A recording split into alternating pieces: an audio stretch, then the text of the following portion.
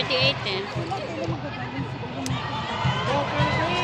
May naturalize sa kanila. Isa Pinas wala man. Hindi inalaw ko. Unfair na ito. Hindi inalaw, naturalize. Sa Pinas. Pero sa ibang countries na Oh, what's that? Where's Val? Champion ng basketball natin.